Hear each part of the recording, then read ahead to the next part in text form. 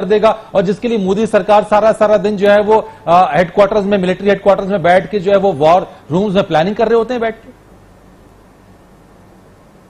फरीद, यही बात हम आपको बताना चाह रहे हैं कि इंडिया जो वॉर आपके ऊपर डिप्लॉय किया है, द 5th जनरेशन वॉर, उसके ये एलिमेंट शामिल नहीं है फिलहाल कि वो रेगुलर वॉर आपके साथ करेंगे।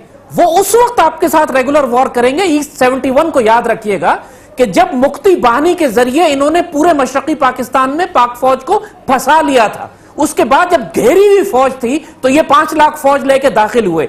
इन्होंने जो कोल्ड स्टार्ट मिलिट्री डॉक्ट्रिन बनाई है उसको उसी वक्त इस्तेमाल उन्होंने करना है जब पाक फौज की पुष्ट गैर महफूज हो, जब TTP, BLA, MQM, economic collapse, media information war, और फिर अब इसमें नया एक्सेस जो इन्होंने शामिल किया है पिछले 5-7 साल से, वो वाटर वॉर्स का है।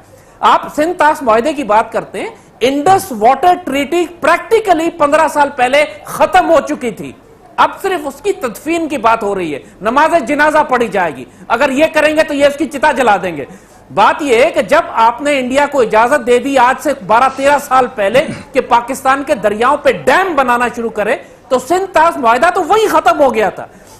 यह मुशर्रफ के दौर में जब हमारे वाटर कमिश्नर जमात अली शाह खामोश रहा इतने साल, जिसके ऊपर बाद में गद्दारी का मुकदमा बनने का प्लान हो रहा था कि उसने बाकायदा कॉम्प्रोमाइज कर लिया। ये तक एलिगेशंस थी इंडिया के साथ, बताया नहीं पाकिस्तान में कि इंडिया हमारे डैमों पे क्या काम कर रहा है। When he was the Indus water treaty के डायरेक्टर थे वो साहब। तो बात यह है कि इंडिया न सिर्फ आपको अब अपने इस एक्सेस पे प्यासा मारना चाहता है, बल्कि डुबो के मारना चाहता भी है। 2010 के बाद से उनकी कैपेबिलिटी हो गई है कि हर मॉनसून में पाकिस्तान में फ्लड भेजते हैं। तो आपने इस साल भी देखा कि फ्लड, हमारे जितने फ्लड्स आ रहे हैं वो आर्टिफिशियली क्रिएटेड फ्लड्स हैं। तो ये पावर आपने खुद इंडिया को दी है और अब वो इतने कॉन्फिडेंट हो गए कि वो हमें थ्रेट करने पर आ गए। लेकिन वो ये ना समझे कि जब वो पानी से खेलेंगे तो हम सिर्फ कलाबाजी। मैं अरशद अब्बासी साहब की तरफ आता हूं सर, हमें अपना हक लेना आता है। मैं जाहिद साहब, मैं अरशद अब्बासी साहब, अरशद साहब, फरीद साहब, ये अगर तो सीरियस डिस्कशन है नंबर 1, बड़ी मतलब हम बड़ी इनकी इज्जत करते हैं, लेकिन एक बात बताऊं, उन्होंने पहली बात कही है कि 15 साल पहले खत्म हो चुकी थी ट्रीटी। बात वो करनी चाहिए जो इंटरनेशनल फोरम में या इंटरनेशनल कोर्ट्स में हर जगह जो है वो एक्सेप्टेबल हो। यही काम हमने किया है बगलियार डैम की जजमेंट में, यही काम किया मैं इंटरनेशनल कोर्ट ऑफ आर्बिट्रेशन में, कि जो हमारे रिप्रेजेंटेटिव गए हैं वो बातें ऐसी करते रहे कि जरा कोर्ट का मैं कहता हूं डिसीजन पड़े। वो हमें शर्म आनी चाहिए कि पाकिस्तान की प्रिपेयर्डनेस ये है। लेकिन सर जब हमारे जमात अली शाह साहब के ऊपर एलिगेशंस काफी ज्यादा उन पे बात यार, आज मैं क्लियर कर दूं, बगलियार डैम की जो टोटल स्टोरेज कैपेसिटी है वो 35,000 एकड़ फीट है, ठीक, जबकि पूरा फ्लो जो चनाब में है वो 22 मिलियन एकड़ फीट यानी 220 लाख। कंपेयर करें कि फर्ज करें हो भी गया तो उसके कितना इंपैक्ट आया होगा, आप आपस की बातें, कितना इंपैक्ट आया होगा, और वो भी वेट सीजन में। ये बातें बाज को इतनी स्पेकुलेशंस की हैं। असल जो चीज ये है कि देखिए जो इंटरनेशनल हकीकत क्या है, मैं आपसे हकीकत पूछता हूं। हकीकत क्या ये नहीं है कि भारत ने डैम बना के पाकिस्तान के पानी रोकने की पूरी तैयारी की? हमने ट्रीटी में प्रोविजन दी हुई है, ये ट्रीटी में लिखा है, ये मेरे सामने पड़ी हुई है। चनाब के ऊपर, जेलम के ऊपर और इंडस के ऊपर 3.7 मिलियन एकड़ फीट तक वो स्टोरेज कर सकते हैं, बिजली बना सकते हैं। भारत ये बात देखें, एक जो बात है वो जो रिटर्न सीरियस बात करनी है और बड़ी संजीदा। और एक बात है, हमने उस वक्त $162 मिलियन भी इंडिया से लिए थे। असल इशू क्या है? इशू ये है कि इंडिया जब डिजाइन भेजता है हम उसे डिजाइन नहीं चेक करते, ठीक ना, वो शेयर करता है। जो बात है एक बात है जिसपे आप पॉइंट स्कोर कर सकते हैं, जिसपे कह सकते हैं उनको पेनलाइज कर सकते हैं। हमसे वो ना वो भेजता है डिजाइन, ना हम उसको देखते हैं। फिर हम उसका स्ट्रक्चरल डिजाइन भी नहीं मांगते, क्योंकि डैम्स को रेगुलेट करता है international commission on law dam. उनकी इंस्पेक्शन हम पे ये ऑब्लिगेशन है, वो हम नहीं करते। तीसरी बात, जो हमारे ऑब्जेक्शन जाते हैं ना, तो उसको इंटरनेशनल फोरम पे कहते हैं देखें जरा इनके ऑब्जेक्शन क्या है। ये मैं डिटेल में जाता जी फ्री बोर्ड इतना कर दें, ये इतना कर दें, वो कर दें। हमारी कैपेसिटी ही नहीं है। पहले जरा हमें एक चीज बात ये देखनी चाहिए। फिर एक और बात है, इंडिया आपसे नहीं है, 10 साल से एक बात मैं बात कहूंगा कि 10 साल से वो कोशिश कर रहा है, जब से वो अटैक हुआ था उनकी नेशनल असेंबली पे एक डॉक्ट्रिन बना था, वो ये बना था कि हम इंडस वाटर ट्रीटी को एज ए लेवरेज इस्तेमाल करेंगे पाकिस्तान को जब टाइम कर रहा हो, जब इनको फिक्स कर रहा हो। ये उनके डॉक्ट्रिन में शामिल, मतलब ये कि वो डॉक्ट्रिन को इस्तेमाल किया जा रहा है, वो शामिल है। सबसे ज्यादा वनरेबल जो है वो चनाब डैम है, चनाब रिवर है। आज से 5 साल पहले मैंने जी इवन ये जनरल जाहिद साहब है ना, जरा पता करें उधर भी, मैंने उनको एक फिजिबिलिटी शेयर की थी। फिजिबिलिटी ब्यास चनाब की लिंकिंग की है जसवा डैम के ऊपर, लिंकिंग ऑफ रिवर के ऊपर उनका एक बहुत बड़ा प्रोजेक्ट चल रहा है। और ये मैं जो जाहिद साहब की करेक्शन कर दूं कि वर्ल्ड बैंक ग्रांटर है, ट्रीटी सामने पड़ी हुई है, इसमें जो विलियम एलफ है जो कि वाइस प्रेसिडेंट था, उसने 2 क्लास की गारंटी ली है। एक बात, हमें खुद विजिलेंट होना पड़ेगा, वो ऐसे ही होना पड़ेगा जैसे ब्रह्मपुत्रा पे चाइना और इंडिया की कोई ट्रीटी नहीं हुई। ठीक, एक छोटा सा डैम चाइना ने बनाया है 70,000 एकड़ फीट का, पूरी दुनिया में इंडिया ने शोर मचा दिया है। Even American think tanks, even उनका मीडिया, उनकी पॉलिसी मेकर्स की जी ये वार होगी, हम नीचे ड्राई हो गए। हालांकि ब्रह्मपुत्रा का वो रिवर पानी 30% ज्यादा इस्तेमाल नहीं कर सकती। और एक और बात, मेरे पास आज भी हिस्टोरिकल डॉक्यूमेंट है 1962 का, टीस्टा बराज, यानी जो एक एग्रीमेंट हुआ था, बल्कि एमओयू हुआ था उस वक्त मशरकी पाकिस्तान के साथ। इस वक्त टोटली बांग्लादेश को उन्होंने इग्नोर किया हुआ, कोई उनकी आवाज नहीं सुन रहा। हमें तैयार होना चाहिए इस चीज के लिए कि क्या हम ये आवाज उठा सकते हैं, क्या हम कंक्रीट लॉजिकल आवाज उठा सकते हैं, या ये कहेंगे कि जी वो लूट गए या आपस ही बात ही बनती। जाहिद मुबश्शिर साहब, जो बातें इस वक्त अरशद अब्बासी साहब ने की, यही बात मैं आपसे पूछना चाहता हूं कि are we in a position to raise a concrete voice? क्या हम एक लॉजिकल कॉन्क्रीट वॉइस उठाने की पोजीशन में है? फरीद, आप हमसे बात कर रहे हैं? मैं जाहिद साहब से सवाल ले रहा हूं। फरीद, जाहिद मुबश्शिर साहब, जी जाहिद मुबश्शिर साहब, क्वेश्चन आपके लिए। जाहिद मुबश्शिर साहब, क्वेश्चन फॉर यू। जी हाँ, मुझे आपकी आवाज नहीं आ रही थी, काइंडली।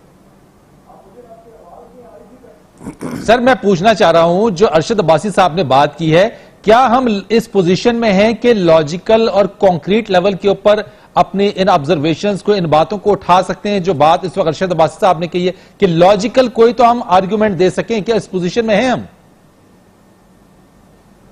करना पड़ेगा। ये अब्बासी साहब ने टेक्निकली बड़ी अच्छी बात बताई है कि ये एक टेक्निकल मुआदा है, इस पे हमें टेक्निकल दलाइल देने चाहिए।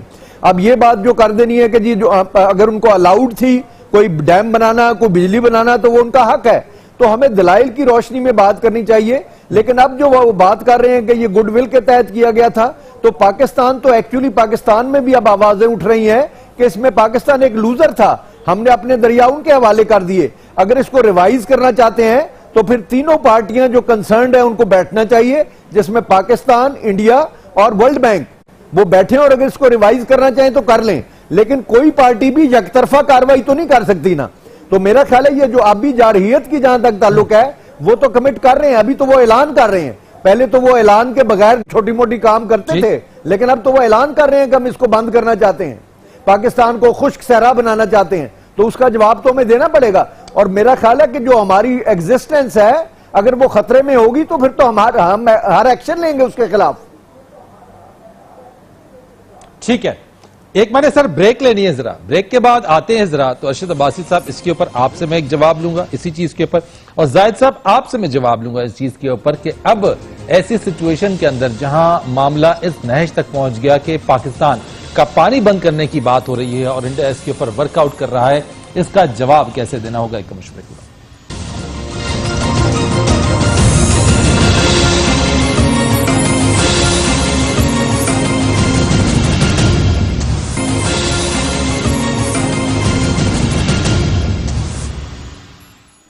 एक बार फिर आपको प्रोग्राम में खुशामदीद कहते हैं। जाहिद अहमद साहब, आपसे पूछना चाहता हूं, जिस तरह की पोजीशन या सूरत हाल इस वक्त है, आप समझते हैं कि मौजूदा सूरत हाल के अंदर अब भी पाकिस्तान और भारत के दरमियान जंग का खतरा मौजूद है?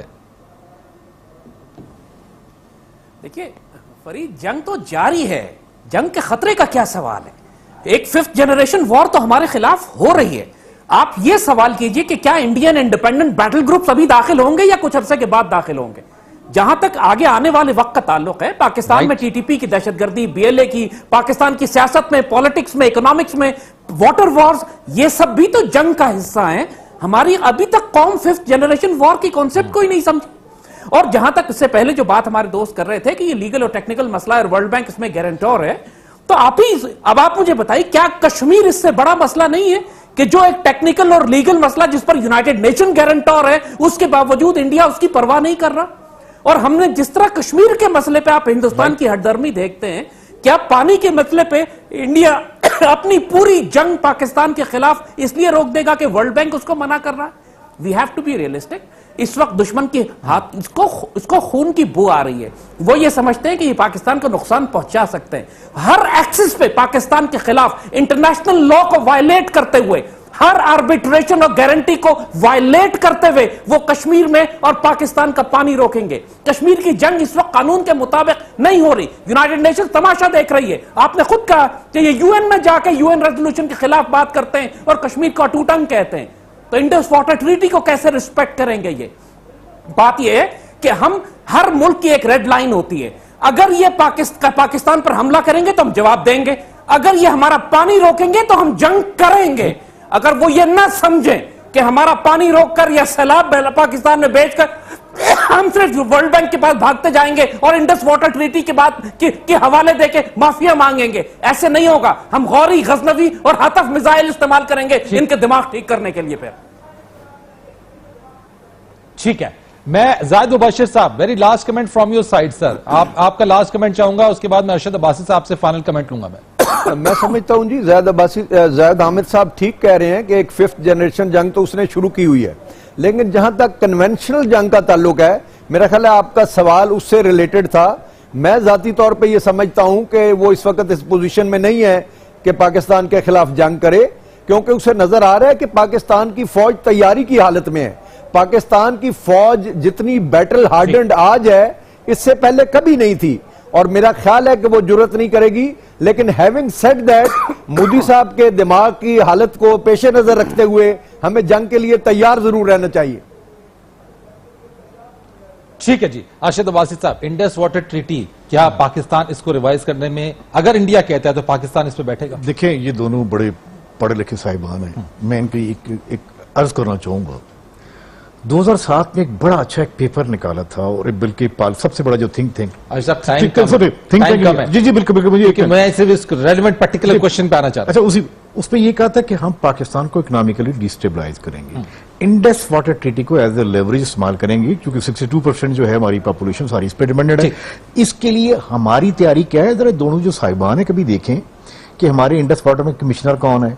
2013 में sir, very short, I have to close it, हमारी गवर्नमेंट खुद कमिटेड थे कि इंडिया से बिजली लेने के लिए, और हमने कहा कि खुदा के वास्ते कि बिजली आपने उनसे ली, ये ट्रीटी इस तरह स्कैप हो जाएगी। इंडिया ये नैरेटिव सेल कर रहा है कि जी देखें, आप डैम नहीं बना रहे, आप LNG बाहर से ला रहे हैं, बिजली हम बना के देंगे, पानी भी हम आपको स्टोर करके देंगे। वो ये कह के ये नैरेटिव सेल कर रहा है, और हमारे जो हुक्मरान है वो ऐसा करेंगे। ठीक है, दोनों साहिबानियां बैठे रहे। Thank you.